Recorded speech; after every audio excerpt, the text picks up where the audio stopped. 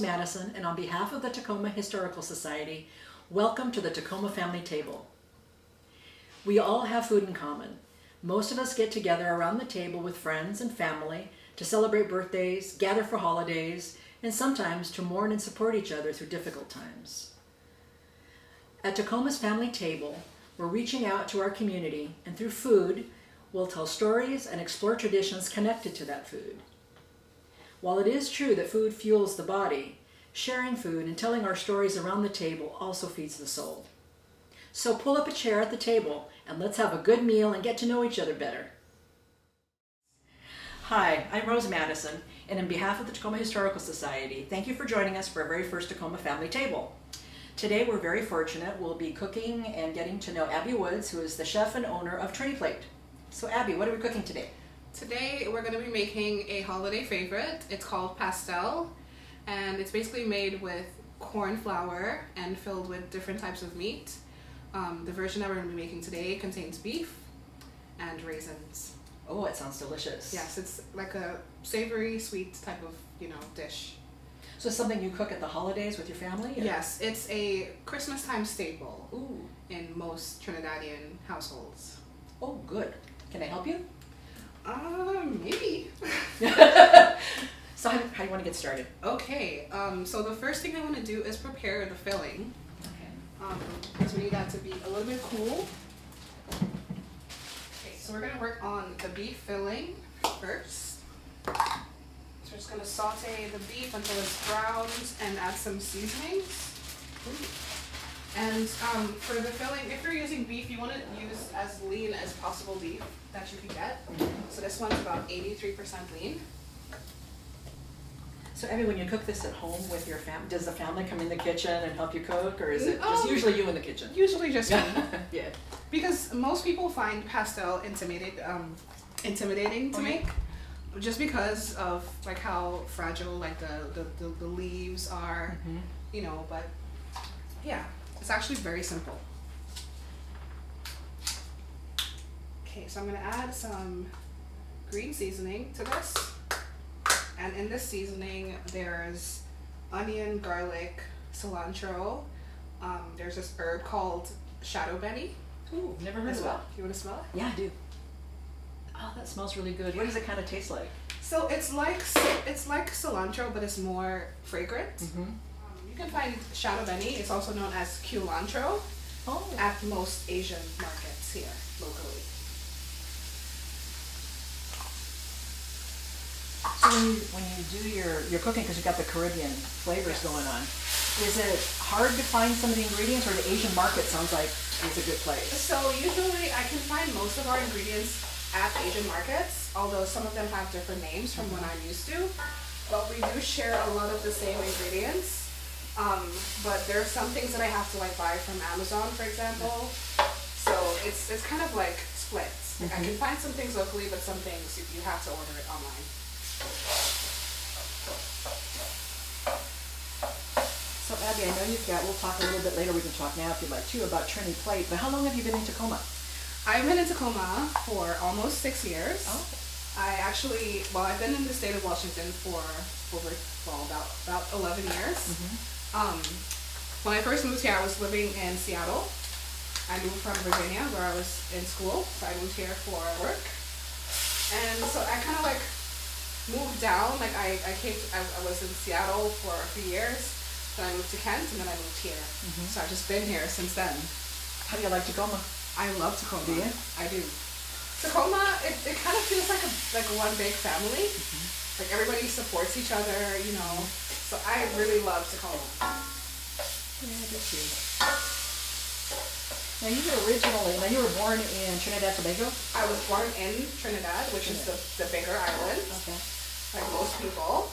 I was born in the capital city, in a very, very poor part of the main city. Oh my God, that smells so good. Didn't really grow up with much besides just, my family, my siblings, mom and dad. And that's where I learned most of my cooking and baking. So how old were you when you came to the States? I was about 6 years old. Although I've spent basically now half my life there and half my life here. And you know, even though I still feel like a closeness to my culture back home. Sure. I mean, because I'm still making, you know, the same food and using the same spices and herbs. So what were you adding there? This is black pepper. Okay. Yes, maybe I should like actually call out what I'm adding. So that's some black pepper. This is some dried thyme. If I can get this open. I really wish that technology would catch up to us so that you can smell as well as see, because this is absolutely If I can amazing. actually get this open, that would be amazing. All right. Okay. I can't help but get behind it. Okay. And I've got some ketchup for flavor. You can also use tomato paste or just like diced tomatoes as well. But this already has some sugar, some vinegar, some Yeah. garlic powder. So and all it that adds a kind of really nice flavor. Yeah. And I've also got some soy sauce going in there. And this is an all-purpose seasoning. And in case you're out there trying to keep up, we will be posting the recipe online later, so Yes. you'll be able to make this from home too. And this seasoning has quite a bit of salt in it, so I may not even need to add like extra salt. I see the seasoning has some yellow in it. What's Yeah, so it's kind of like a general purpose seasoning. okay? It's got like a nice chicken flavor to it, so I use it in a lot of my dishes, like soups and stews and all of that. Okay. All right. Since it's actually almost ready, it's nice and brown. So tell us a little bit about TriniPlate. How was that born? How did that get started? So the whole idea for TriniPlate, it was actually supposed to be a recipe blog. I purchased the domain back in like 2015, and I planned to build it out into like a recipe blog, but it just kind of never happened, just because I'm bad at like finishing projects. So it just never happened. And then earlier this year in June, I was in line at this local business's pop-up. They're called Eastside Bakery, and they had like a line of people waiting to buy their baked goods, and I was like, I should be doing this. You know, this is what I should be doing. And so I just started, you know, from there. And since then, like it's been incredible. People have been very supportive, you know, very helpful, giving me like lots of advice, and it's been a wild couple of months.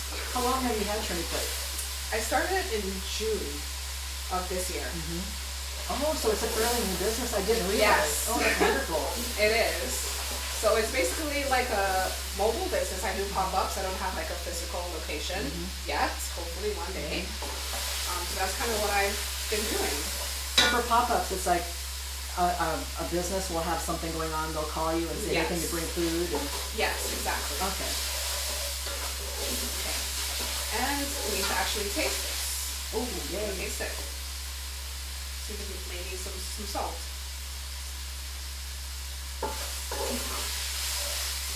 Mine needs a little bit of salt. Just a little. I've had some of your food, which is amazing, and I've looked at your website. You've got all kinds of incredible baked goods. You also cater to the vegan community, the vegetarian community, and all of that as well, correct? Yeah, so actually a lot of our food is naturally vegan or vegetarian. And even then, a lot of it that's not can be adapted. So I kind of like to provide for every dietary, you know, preference. Alright, so the last thing we're going to add to this are some raisins, which might sound weird, No, not at all. but, you know, stick with me here on this. Some Italians put raisins in their meatballs, so it'll be very good. Traditionally, people put olives as well, but I don't like olives. I'm kind of weird, but this is just how I make mine. So the recipes that you make for TriniPlate and what you're making here, it's inspired by family? Like your Yes. family, they're all cooks too, right? Yeah, so basically most of what I make, I kind of make from memory. Like, you know, I remember what I had like growing up. I try to recreate that. Yeah. Okay, so this is actually done. Okay, so that's our filling ready. Do you want to show the camera? So nice and browned. I'm gonna set this aside so it can cool.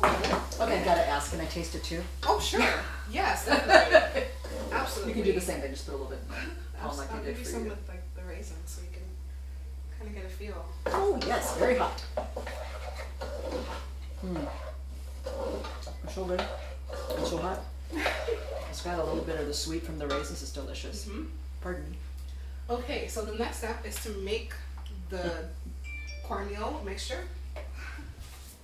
So how many of you are around the family table for the holidays? So like most of my family, like they live in different places. Like there's so many that are still in Trinidad. Some are on the East Coast, like New York. So it's not that many, about 10 of us. You That's know, a lot. typically. Okay, so the dough. Your family must be proud of you.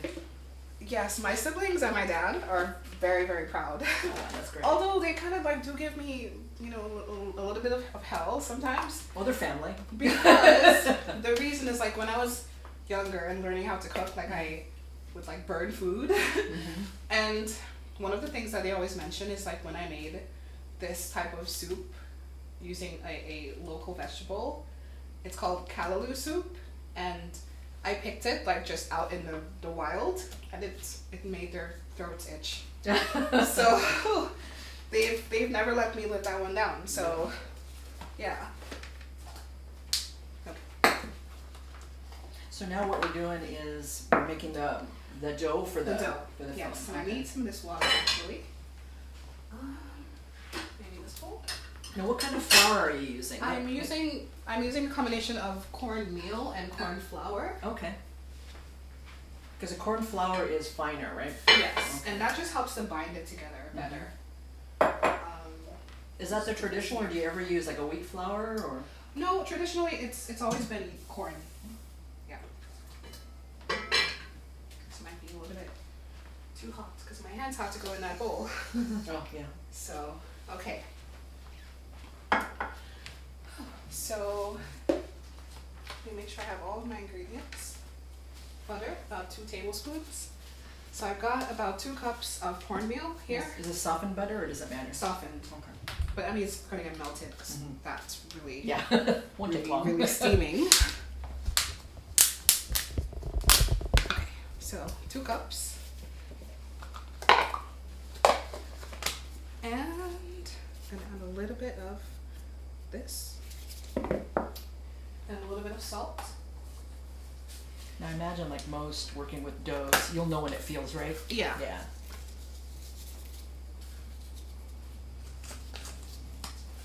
So a little bit of salt and the butter. It's gonna go in there. So it's supposed to be a very soft and smooth type of dough. What would you traditionally serve with this? This could be eaten on its own, honestly, because I mean it's so filling because of the corn and carbs. It's very filling on its own. Ooh, I am warm. Working hard. Okay, so kind of mix in the salt there a little bit, and I'm kind of worried that I don't like flour on my hands, which is why I have these gloves on. So, okay. I actually did bring a dough hook, but hands are better for this. And there's no leavening in there. No. So just gonna mix that in, try to get the butter to melt. So in Trinidad, would be I don't want to say commonplace. That's not the right word, but this kind of dough it's used in different ways, but in that cuisine, it's a pretty common. Yes, there's also a sweet version of this. It's called pay me. Pay me? Pay me. Like, oh, okay. Yeah, it doesn't contain any like meat, but it's sweet. It contains like raisins and other like cinnamon, nutmeg. A little bit more of this, and some of this to bind it. And no egg or anything like that. No egg. So this can be made vegetarian, but you have to like take out the butter And the meat. and the meat. What kind of filling would you put in there for a vegetarian? What would be typical? You could use soy. Like soybeans or? Like soy, like ground up soy. Oh, okay, yeah. Yeah, or I think it's called textured vegetable protein. Yeah, that. Yeah. Okay, so this is actually looking kind of how it should be. It should hold together. Okay. I don't know if we want to show the camera what it's supposed to look like. Yeah, so it should hold its shape like that. Alright, so we're going to set this aside because I have some that's already pre-made. Okay, and so we got our water boiling, which is nice. Now you do cooking classes too, don't you? Yes, I do. I teach Caribbean cooking. A lot of the same kinds of foods that I make and sell. Oh, wonderful. How big are your classes usually? They are typically each class about 4 or 5 people. It's a good size. Yeah. Okay, so this is our dough. We're going to start putting this all together. So these are banana leaves. And these are used to wrap this all up. That's like a tortilla press, no? Yes. Yeah. Although traditionally we didn't have these types of things, but I mean they exist and they just make it much easier. Sure. So we need some filling. The filling needs to be cool before you put it on here. And we need some oil. Not necessarily cold, but cool. Yeah, cool. And the oil on the leaves is going to help to lift this dough once it's been flattened. That's just a vegetable oil? Yes. You probably want an oil that doesn't have a lot of flavor. Yeah. Yeah. Making sure that you can see. I'm sure. I'm going to take your filling out because we're going to need it. Yeah, so And this is what we made over here, correct? This Yes. is just the cool version. TV magic. Yes. Okay. So I need a piece of parchment paper. And so then what we do is take a little piece of the dough, make it into a ball, and then put it in the center.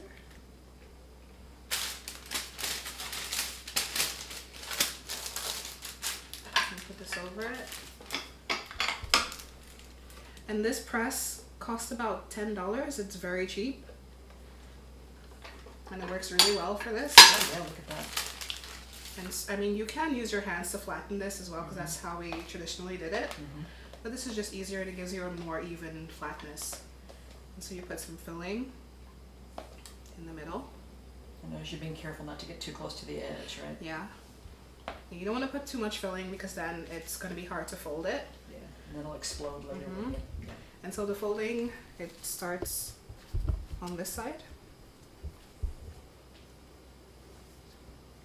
And you also you don't want to press it too flat because then it starts to break up. Yeah, it's pretty thin. Yeah. Okay, but we can fix that easy. Yeah. Just press it together. Piece of cake. Then you do the same on the other side. Okay. Kind of like shape it with your hands. And then so quiet. I feel like I should be saying something, but I'm so enthralled watching you. Takes a lot of concentration because this the leaves are so fragile, but you have to take your time with it. And you just press it down. I can see you've made many of these. I try to shape it because it should be like a nice rectangle, even shape. And then you just fold it. And I like to wrap mine in some foil just so it's like extra protected and extra steamy. Because sometimes the steam can dry it out a bit, so the foil protects it. And these are always steamed. They're not cooked any other way. They're always this is steamed. the traditional way of doing it. For good reason, I'm sure. Yeah.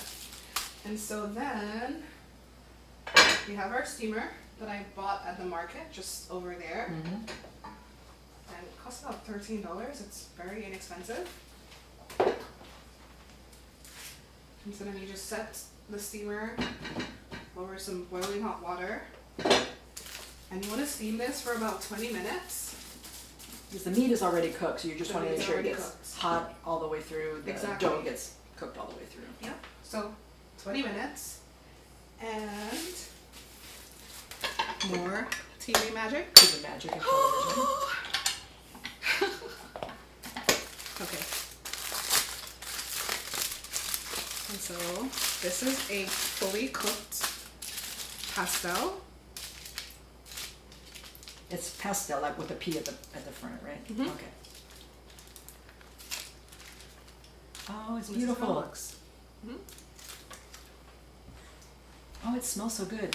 I can smell the leaf. It imparted a The flavor banana to it. leaves do add some flavor to it as well. Yeah, I was surprised. I didn't expect to get the banana leaf smell. It's lovely. Yeah, so that's it, pastel. So this is a favorite at Christmas time, like everybody makes it and they enjoy it. So yeah, pastel. Oh, wonderful. So let's go to our family table, taste some, and we'll talk a little bit more about Sounds TriniPlate. good. I have some, hopefully, hot ones Okay. already. So let's get some plates.